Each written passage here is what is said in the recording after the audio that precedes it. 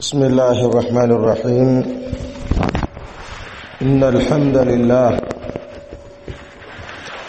نحمده ونستعينه ونستغفره ونعوذ بالله من شرور أنفسنا ومن سيئات أعمالنا. من يهده الله فهو المهتد ومن يضلل فلن تجد له وليا مرشدا. وأشهد أن لا إله إلا الله وحده لا شريك له وأشهد أن محمدا عبده ورسوله. يا أيها الذين آمنوا اتقوا الله حق تقاته ولا تموتن إلا وأنتم مسلمون. يا أيها الناس اتقوا ربكم الذي خلقكم من نفس واحدة وخلق منها زوجها وبث منهما رجالا كثيرا ونساء. واتقوا الله الذي تساءلون به والأرحام إن الله كان عليكم رقيبا. يا أيها الذين آمنوا اتقوا الله وقولوا قولا سديدا يصلح لكم أعمالكم ويغفر لكم ذنوبكم ومن يطع الله ورسوله فقد فاز فوزا عظيما. أيها الأحبة، فإن أصدق الحديث كتاب الله وخير الهدي هدي محمد صلى الله عليه وسلم وشر الأمور محدثاتها فإن كل محدثة بدعة وكل بدعة ضلالة وكل ضلالة في النار. اللهم إنا نعوذ بك من البدع ومن النار. أحبة، بعدكم حمد الله سبحانه وتعالى na kumtakia sala na salamu Mtume sallallahu alayhi wasallam. Kwanza kabisa tunabudi kumshukuru Allah subhanahu wa ta'ala kwa kutujalia kuamka salama, lakini pia akatujalia tukawa ni wenye kuianza siku yetu vizuri kabisa kwa kufanya ibada, kwa kuiswali salatu subhi tena kwa jamaa. Hii ni neema, na kwa neema hii kwa hakika tunatakiwa kumshukuru Allah subhanahu wa ta'ala. Lakini pia tunabudi kumshukuru Allah subhanahu wa ta'ala kwa kutujalia kukaa katika kikao kama hichi. Lengo na shabaha ni kwa ajili ya kujifunza dini ya Allah subhanahu wa ta'ala na si vinginevyo, jambo ambalo tunasema siku zote kwamba nafsi hazipendi kabisa kujifunza dini ya Allah subhanahu wa ta'ala, lakini nafsi iko tayari kujifunza mambo mengine. Ndio maana unaweza kukuta mtu anafahamu mambo mengi ya kidunia lakini dini yake haifahamu. Hii ni kutokana na nafsi haipendi kujifunza mambo yanayohusiana na dini. Na Muislamu usipoibana nafsi yako, kwa hakika hautofahamu mambo mengi ambayo yanahusiana na dini. Utabaki tu kwamba wewe ni Muislamu, lakini kujua mambo yanayohusiana na dini ya Allah subhanahu wa ta'ala inakuwa ni ngumu. Lakini ukiibana nafsi na ukailazimisha, kwa hakika utafahamu mambo mengi ambayo yanahusiana na dini ya Allah subhanahu wa ta'ala. Katika darasa ya jana tulimalizia mlango wa jeneza,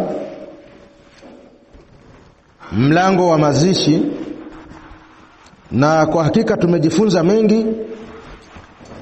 Kikubwa ni kuyafanyia kazi na watu kurekebisha pale ambako walikuwa wakikosea. Unarekebisha kwa ajili ya Allah subhanahu wa ta'ala, kwa ajili ya kutafuta malipo na thawabu kwa Allah subhanahu wa ta'ala. Lakini pia mtu kama hatorekebisha akaendelea na msimamo wake baada ya kuyasikiliza haya, maana yote tunayazungumza mambo ambayo yako katika kitabu cha Allah Qur'an na mambo ambayo yako katika hadithi za Mtume sallallahu alaihi wasallama, kwa maana ya sunna za Mtume sallallahu alaihi wasallama na kauli za ulama wakiwepo maswahaba wa Mtume sallallahu alayhi wasallam. Kwa hiyo hii itakuwa sisi tumeondoa dhima. Sisi tutaulizwa ni kwa nini hamjafikisha, lakini hatutaulizwa kwa nini hawakubadilika. Kubadilika ni mtu mwenyewe abadilike pale atakaposikia maelekezo na mafunzo ya dini yanavyomuelekeza, akawa ni mwenye kubadilika sasa kufuata maelekezo na mafunzo ya dini. Lakini kama hakubadilika, sisi hatutaulizwa na Allah kwa nini watu hawakubadilika. Sisi tutaulizwa kwa nini hamkufikisha. Kwa hiyo wajibu wetu ni kuwafikishia watu, ni kuwafikishia Waislamu, ni kufikishia umma yale ambayo wana uwajibu wa kuyafanya. Kwa hiyo bila shaka tumejifunza mengi katika mlango huu wa mazishi, na watu wanakufa kila mara, basi wanatakiwa mazishi yaende kama dini inavyotuelekeza. Mazishi ni ibada, na ibada iende kama tunavyoelekezwa na dini ya Allah subhanahu wa ta'ala. Leo tutaingia thalithan. Leo tutaingia sehemu ya 3 katika kitabu hichi, na hii sehemu ya 3 ni kitabu zaka. Inahusiana na zaka. Sehemu hii ya 3 inahusiana na zaka. Wayashtamilu ala 6 abwabi. Na kitabu zaka, sehemu hii imekusanya milango 6. Kwa hiyo tutakuwa na milango 6 ambayo tutajifunza katika sehemu hii ya 3. Albabul ula au albabul awwalu, mlango wa kwanza, fi muqaddimati zaka, ni muqaddima wa zaka, mwanzo wa kujifunza somo hili la zaka. Wa fihi masail, na ndani yake kuna masala mengi. Almas'alatul ula, mas'ala ya kwanza katika mlango huu, hiya taarifu zaka, maana ya zaka, kwamba zaka ni kitu gani, ni nini maana ya zaka. Az-zakatu fi lugha, zaka kilugha, annamau wa ziyada, ni kukua kitu na kuzidi. Yani kitu chochote kikikua na kikazidi, Waarabu wanasema zaka, kwamba kitu kimekuwa na kimezidi. Yuqalu, husemwa, zaka az-zar'u idha nama, yani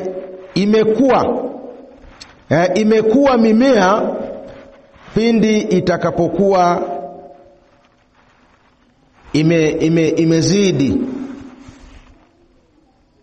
Kwa kilugha neno az-zakatu maana yake ni kukua na kuzidi kwa kitu. Wa shar'an, na kisheria, unaposema zaka kisheria, ni ibaratun an haqqin, ni ibara ambayo inakusudiwa haki, yajibu fil mali alladhi, haki ambayo ni wajibu katika mali ambayo balagha niswaban muayyanan, imefikia kiwango maalum, bishurutin makhsuswa, kwa masharti ambayo ni mahususi, litaifatin makhsuswa, kwa ajili ya kundi ambalo ni mahususi. Wahiya, na hiyo zaka, tuhratun lil'abdi, ni kitwaharisho cha kujitwaharisha mja. Anapotoa zaka anakuwa amejitwaharisha. Wa tazkiyatu linafsihi, na zaka ni kitakaso cha mtu kuitakasa nafsi yake. Qala ta'ala, amesema Allah subhanahu wa ta'ala, khudh min amwalihim, chukua katika mali zao, sadaqatan, hali ya kuwa ni zaka. Kwa zaka hiyo tutahhiruhum, utawataharisha, watuzakihim biha, na utawatakasa. Hiyo ni suratu Tauba aya ya 103. Wa hiya sababun min asbabi isha'ati al-ulfati wal mahabba, na zaka ni sababu ya kuenea mshikamano. Zaka ni sababu ya kushikamana Waislamu, lakini pia zaka ni sababu ya watu kupendana. Unapotoa zaka ukampa fakiri, unapotoa zaka ukampa maskini, bila shaka maskini huyu atakuwa na mapenzi makubwa na wewe. Watakaful baina afradi almujtama'i almuslimi, na kusaidiana na kudhaminiana kati ya watu mmoja mmoja katika jamii ya Kiislamu. Kwa zaka ni sababu ya watu kupendana. Zaka ni sababu ya watu kuungana na kuwa pamoja.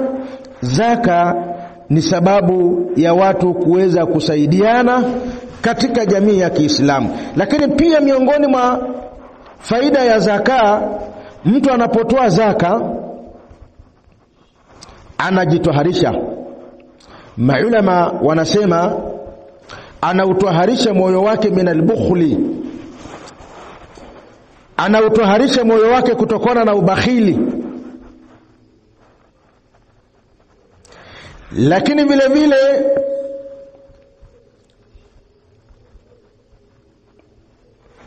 anaitoharisha jamii yake na ombaomba.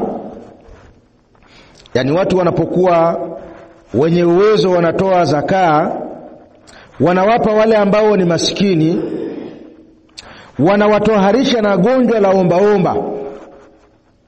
Mara kuombaomba sio kitu kizuri.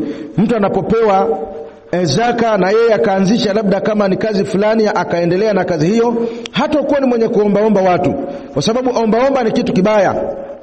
Dini haipendi watu kuwa ni ombaomba. Dini inapenda kuona watu wanapambana na wanafanya kazi.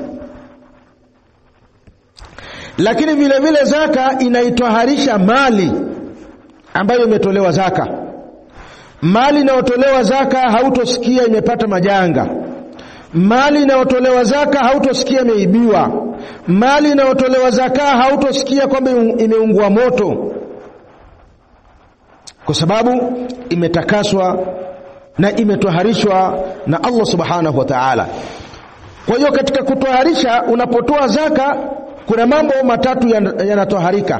Kwanza unajitoharisha wewe mwenyewe, lakini pili unaitoharisha jamii na ombaomba, lakini tatu unaitoharisha mali yako na kupata majanga. Almas'alatu thaniya, mas'ala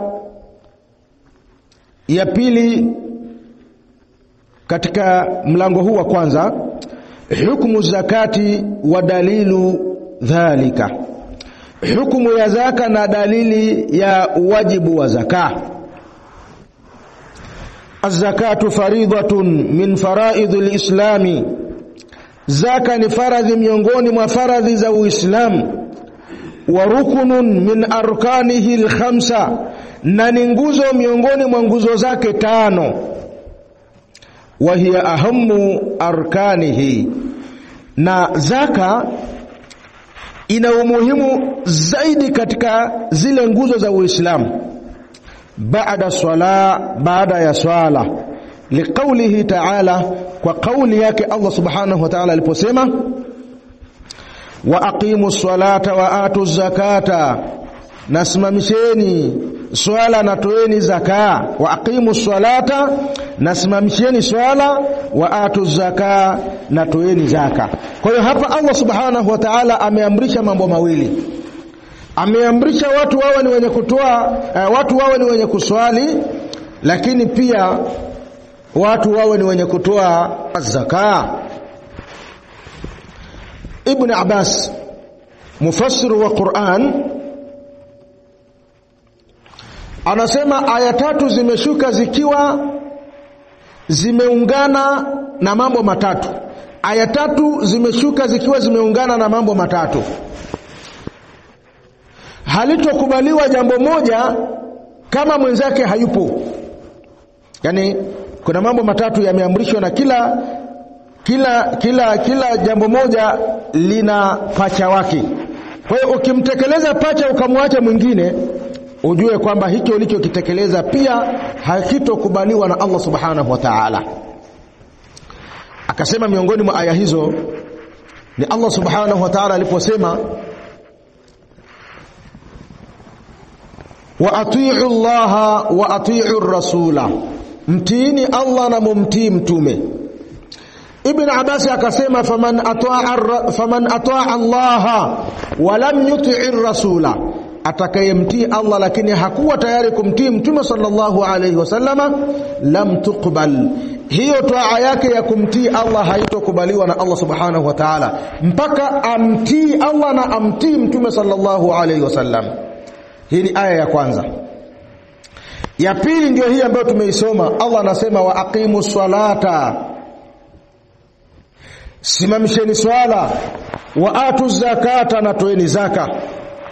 Ibn Abbas akasema faman salla wa lam yuzakki, atakayeswali lakini akawa si mwenye kutoa zaka, ana uwezo wa kutoa zaka lakini akawa si mwenye kutoa zaka, lam tuqbalu minhu, hiyo swala yake ambayo anaswali lakini hatoi zaka, swala yake haitokubaliwa na Allah subhanahu wa ta'ala mpaka aswali na awe ni mwenye kutoa zaka, kwa yule atakayekuwa na uwezo wa kutoa zaka. Aya ya mwisho akasema, Allah anasema anishkurli waliwalidaika, kwamba nishukuru mimi na uwashukuru wazazi wako. Ibn Abbas akasema faman shakara Allah, atakayemshukuru Allah, walam yashkur liwalidayhi, na hakuwa tayari kuwashukuru wazazi wake wawili, lam tuqbalu minhu, hiyo shukrani yake ya kumshukuru Allah haitokubaliwa na Allah subhanahu wa ta'ala mpaka awashukuru na wazazi wake. Kwa hiyo hapa Allah subhanahu wa ta'ala anasema wa aqimus salata wa atuz zakah, na simamisheni swala na toeni zaka. Hiyo ni aya ya 43 katika suratul Baqara. Katika aya nyingine ambayo tumeipita hapo juu, Allah anasema khudh, anamwambia mtume khudh min amwalihim sadaqatan, chukua katika mali zao zaka, tutahhiruhum, uwatoharishe, watuzakihim biha, na uwatakase. Waliqaulihi sallallahu alayhi wasallama, na kwa kauli yake mtume sallallahu alayhi wasallam aliposema bunya alislamu ala khamsin, umejengwa uislamu juu ya nguzo tano. Shahadati an la ilaha illa Allah, kushuhudia ya kwamba hapana mola apasaye kuabudiwa kwa haki isipokuwa Allah, wa anna Muhammadar rasulullah, na hakika Muhammad ni mtume wa Allah, wa iqamis sala, na kusimamisha swala, nguzo ya pili hiyo, wa itai zaka, na kutoa zaka, nguzo ya tatu, wa hajjil baiti, na kwenda kuhiji katika nyumba ya Allah subhanahu wa ta'ala, nguzo ya 4, na ya mwisho wa saumi ramadhana, na kufunga mwezi wa Ramadhani. Katika riwaya nyingine imekuja nguzo ya 4 ni kufunga na nguzo ya 5 ni kuhiji. Kwa hiyo riwaya zote ni sahihi. Wa qawlihi sallallahu alayhi wasallam fi wasiyatihi li Muadh ibn Jabal radiyallahu anhu, na kauli yake mtume sallallahu alayhi wasallam wakati anamuhusia Muadh ibn Jabal lamma ba'athahu ila al-Yaman, pale alipokuwa anamtuma kwenda Yaman kwa ajili ya kufundisha dini ya Allah subhanahu wa ta'ala, akamwambia ud'uhum ila shahadati an la ilaha illa Allah, ukifika Yaman Jambo la kwanza la kuwalingania watu, walinganie watamke shahada, walinganie waingie katika dini ya Allah subhanahu wa ta'ala, waeleze kunako na ukweli na usawa wa dini ya Kiislamu na mazuri yaliyoko katika dini ya Uislamu. Walinganie waweze kusilimu na kuweza kuingia katika Uislamu, waeleze. Na ukweli ni kwamba Uislamu ni dini ya sawasawa, ni dini ya kweli. Allah subhanahu wa ta'ala anasema, inna dina inda Allahi al-Islam. Hakika dini ya kweli mbele ya Allah subhanahu wa ta'ala ni Uislamu. Dini ziko nyingi sana, lakini aliyetuumba anasema dini ya sawasawa na dini ya kweli ni dini ya Uislamu. Katika aya nyingine Allah kasema, wa man yabtaghi ghayra al-islam dinan, na yeyote atakaye chagua dini ambayo si Uislamu, yeyote ambaye atachukua dini ambayo sio dini ya Uislamu, lan yuqbala minhu, haitokubaliwa hiyo dini kwake yeye, wa huwa fil akhirati minal khasirina, na yeye akhira atakuwa ni katika wenye hasara. Uislamu ni dini ambayo imeridhiwa na Allah subhanahu wa ta'ala. Katika aya nyingine Allah anasema, akielezea kwamba dini hii imekamilika, ilikamilishwa na Allah subhanahu wa ta'ala, na baada ya kuikamilisha akairidhia kwa watu waweze kuifuata dini ya Kiislamu. Kwa hiyo Uislamu ni dini ambayo imeridhiwa na Allah subhanahu wa ta'ala. Kwa hiyo watu waelezwe kunako na ukweli wa Uislamu na usawa wa Uislamu, na kuonyesha mazuri yaliyoko ndani ya dini ya Uislamu. Watu waelezwe, wafahamu, waingie katika Uislamu. Kwa anamtuma Muadh, anamwambia nenda Yaman. Jambo la kwanza ambalo utalifanya ni kuwalingania na kuwaita waingie katika dini ya Allah subhanahu wa ta'ala, waingie katika Uislamu, watamke shahada alla ilaha illa Allah, kwamba hapana mola apasaye kuabudiwa kwa haki isipokuwa Allah, wa anni rasulullah, na mimi ni mtume wa Allah. Fa inhum ata'u lidhalika, ikiwa wao watalitii hilo wakawa ni Waislamu, fa'alimuhum anna Allah iftarada alaihim 5 salawatin, wafahamishe, waeleze, wafundishe ya kwamba hakika Allah subhanahu wa ta'ala amefaradhisha juu yao kuswali swala 5 fi kulli yawmin wa laylatin, katika kila siku, mchana na usiku. Waislamu wanatakiwa wawe ni wenye kuswali swala 5. Fa inhum ata'u lidhalika, ikiwa wao watalitii hilo, fa'alimuhum anna Allah, wafahamishe, wafundishe kwamba Allah subhanahu wa ta'ala iftarada alaihim sadaqatan, amefaradhisha juu yao zaka, fi amwalihim, zaka ambayo inachukuliwa katika mali zao, tu'khadhu min aghniyaihim, inachukuliwa kwa matajiri wao, wa turaddu ala fuqaraihim, na inarudishwa kwa mafakiri wao. Kwa hiyo hii ni kuonyesha ya kwamba zaka ni ibada ya muhimu, zaka ni ibada ya lazima kwa yule atakayekuwa amefikia kiwango cha kutoa zaka. Waqad ajma'a almuslimuna fi jami'i al-amsari, na hakika wameafikiana Waislamu wote katika majimbo yote, katika kila sehemu, ala wujubiha, juu ya wajibu wa zaka. Wattafaqa as-sahabatu, na masahaba wa Mtume sallallahu alayhi wasallam wameafikiana ala qitali mani'iha, juu ya kupigana na wenye kuzuia zaka, wapigwe mpaka wawe tayari kutoa zaka. Fathabata bidhalika fardhiyatu zakah bilkitabi wa sunnah wal ijma'i, ikathibiti basi kwa hilo ufaradhi na uwajibu wa kutoa zaka kwa kupitia kitabu cha Allah Qur'an na sunna za Mtume sallallahu alaihi wasallama na maafikiano ya Waislamu wameafikiana ya kwamba zaka ni jambo la muhimu sana.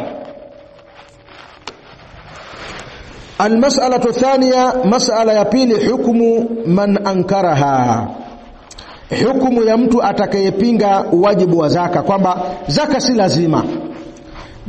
Man ankara wujuba zakati jahalan biha, atakayepinga wajibu wa zaka kwa kutokujua. Wa kana mimman yajhalu mithluhu, akawa ni miongoni mwa wale ambao hawajui wajibu wa zaka mfano wake, imma lihadathati ahdihi bilislami, imma ni kwa kuingia kwake kwenye Uislamu muda wa karibuni, amesilimu karibuni, bado hajajua mambo hayo. Na kama tunavyofahamu Uislamu unakuja juu kila mahala, Waislamu wanasilimu, watu wanasilimu, wanaingia katika Uislamu. Yawezekana Muislamu mtu ameingia katika Uislamu muda wa karibuni, bado hajayafahamu haya, hawezi kulaumiwa. Au likaunihi nasha'a bibadiyatin ba'idatin 'anil amsari, au amekulia porini, hajasoma dini, hajui dini, hajui umuhimu wa kutoa zaka, kwa kukulia kwake porini kule mbugani. Asema yurifa ujubaha, atafahamishwa uwajibu wa kutoa zaka kwa sababu hajui. Walam yuhkam bikufrihi, na hato hukumiwa kwamba ni kafiri. Murtaddun tajri alayhi ahkamu ridda, sio mtu aliyoritadi ambaye anapitishiwa hukumu zile za kuritadi. Wayustatabu thalatha, na mtu huyo ambaye hataki kutoa zaka kwa ubakhili ataelezwa, lakini vile vile atatakiwa atubie mara 3. Fa intaba, ikiwa atatubia sasa akaanza kutoa zaka, basi ataachwa. Wa illa, na kama hatotubia na hatokuwa ni mwenye kutoa zaka, qutila, atapigwa. Lianna adillata wujubi zakati dhahiratun fil kitabi wa sunna wa ijma'il umma, kwa sababu dalili za uwajibu wa kutoa zaka ziko wazi katika kitabu na sunna na maafikiano ya umma huu wa Muhammadin sallallahu alayhi wasallama. Fala takadu takhfa ala man hadha haluhu, dalili hizo hazikaribi kujificha kwa mtu mwenye hali hii.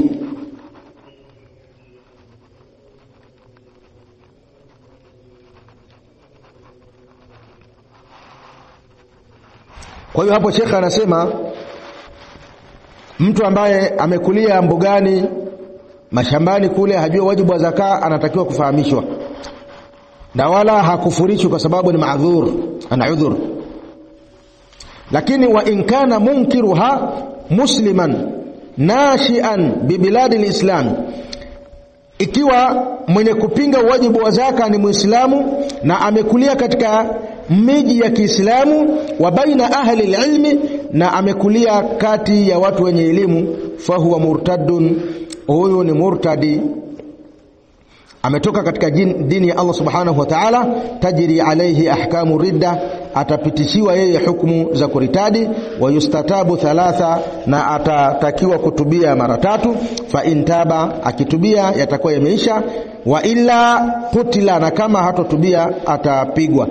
Kwa sababu dalili za kuonyesha uwajibu wa zaka ziko wazi, ambazo ziko katika kitabu na sunna na mafikiano ya umma, na haikaribii yeye kutokuyafahamu mambo hayo kwa sababu yuko mjini. Fa idha jahadaha, akipinga, la yakunu, hatokuwa illa litakdhibihi alkitaba wa sunna, isipokuwa atakuwa anakadhibisha kitabu na sunna, wa kufrihi bihima, na atakuwa anakadhibisha kitabu na hadithi za Mtume sallallahu alayhi wasallam. Almas'alatu rabi'a, mas'ala ya 4, hukumu mani'iha bukhlan, mtu ambaye anazuia zaka kibakhili. man manaa adaa zakati bukhlan, atakayezuia kutoa zaka kibakhili, maa i'tiqadihi biwujubiha, pamoja na kuamini kwamba ni wajibu kutoa zaka, fahuwa athimun biimtina'ihi, basi yeye atakuwa ni mwenye kupata madhambi kwa kuzuia zaka. Wala yukhrijuhu dhalika anil islami, na hatotoka katika dini ya Kiislamu. Lianna zakata far'un min furu'i din, kwa sababu zaka ni tawi katika matawi ya dini. Falam yakfur tarikuhu, hato kufuru yule mwenye kuacha kutoa zaka, bimujarradi tarkihi, kwa kuacha tu, lakini hapingi. Anajua zaka ni lazima, lakini kwa ubakhili wake hatoi, anapata madhambi na hatoki katika dini ya Allah subhanahu wa ta'ala. Liqaulihi sallallahu alayhi wasallama an mani'i zaka, kwa kauli yake Mtume sallallahu alayhi wasallama akimuelezea mwenye kuzuia zaka siku ya kiyama, thumma yara sabilahu, kisha ataona njia yake, imma ila aljanna, imma atakwenda peponi, wa imma ila nar, na imma atakwenda motoni. Walau kana kafiran, angekuwa ni kafiri, lima kana lahu sabilun ila aljanna, asingekuwa na njia, asingeona na kuonyeshwa njia ya kuelekea katika pepo ya Allah subhanahu wa ta'ala. Wa hadha tu'khadhu minhu zakah, na mtu huyu itachukuliwa kwake yeye zaka, qaharan, kwa nguvu, ma'at ta'ziri, pamoja na kuaziriwa. Fa in qatala dunaha qutila, na kama atapigana kwa ajili ya kutetea zaka isichukuliwe, kwamba siko tayari kuchukua zaka, akaamua kupigana, atapigwa. Hatta yakhdha al-amri Allah ta'ala, mpaka anyenyekee amri ya Allah subhanahu wa ta'ala. Wa yuaddi zakata, na atoe zaka. Liqaulihi ta'ala, kwa kauli yake Allah aliposema, fa in tabu wa aqamu salata, ikiwa watatubia na wakasimamisha swala, wa atu zaka, na wakawa ni wenye kutoa zaka, fakhallu sabilahum, waacheni njia yao. Hiyo ni sura Tauba aya ya 5. Wa qawlihi sallallahu alayhi wasallama, na kwa kauli yake Mtume aliposema, umirtu an uqatila an-nasa, nimeamrishwa kupigana na watu, hatta yashhadu an la ilaha illa Allah, mpaka washuhudia hapana mola apasaye kuabudiwa kwa haki isipokuwa Allah, wa anna Muhammadar Rasulullah, na hakika Muhammad ni mtume wa Allah, wa yuqimu salata, na wasimamishe swala, wa yu'tu zakata, na watoe zaka. Fa idha fa'alu dhalika, ikiwa watalifanya hilo, asamu minni, itahifadhika kwangu mimi, dimaahum, damu zao hazitomwagwa, zitalindwa, wa amwalahum, na zitahifadhika pia mali zao, hazitochukuliwa, illa bihaqqi alislami, isipokuwa kwa haki ya Uislamu, wa hisabuhum ala Allah, na hisabu yao ni kwa Allah subhanahu wa ta'ala. Wa liqauli Abi Bakr Siddiqi, na kwa kauli ya Abu Bakar aliposema, law mana'uni anaqan, lau wangenizuilia mimi kitoto cha mbuzi ambacho kanu yuaddunaha ila rasulillahi sallallahu alayhi wasallama, ambacho walikuwa wanakitoa wakati wa Mtume sallallahu alayhi wasallama, baada ya kufariki Mtume wakaamua kuzuilia, anasema hao bwana, laqataltuhum alaiha, ningepigana nao. Wal anaqu, Sheikh anasema al-untha min waladi al-ma'z, ni kitoto cha mbuzi, kimbalelo, ma lam yastakmil sana, ambacho hakijakamilisha mwaka. Wa kana ma'ahu fi ra'yihi al-khulafa'u thalatha, na walikuwa pamoja na Abu Bakar katika rai hii ya kupigwa watu ambao wanazuia zaka, makhalifa watatu ambao ni Umar, Uthman na Ali, wasairu sahaba, na bakia ya masahaba wengine. Fakana dhalika ijma'an minhum, hayo yakawa ni maafikiano ya masahaba katika jambo hilo, ala qitali mani'i zaka, katika kuwapiga watu ambao wanazuia zaka, wa mani'iha bukhlan, na mwenye kuzuia zaka kibakhili, yadkhulu tahta hadhihi nusus, ataingia katika dalili hizi ambazo tumezitaja. Kwa hiyo mtu akifikia kiwango cha kutoa zaka, awe ni mwenye kutoa zaka kwa ajili ya Allah subhanahu wa ta'ala. Zaka ina malipo makubwa, afanye ibada hiyo kwa ajili ya Allah subhanahu wa ta'ala. Mpaka hapo ndio mwisho wa darasa yetu kwa leo. Subhanakallahumma wa bihamdika, ashhadu an la ilaha illa anta, astaghfiruka wa atubu ilaika. Sallallahu ala nabiyyina Muhammadin wa ala alihi wa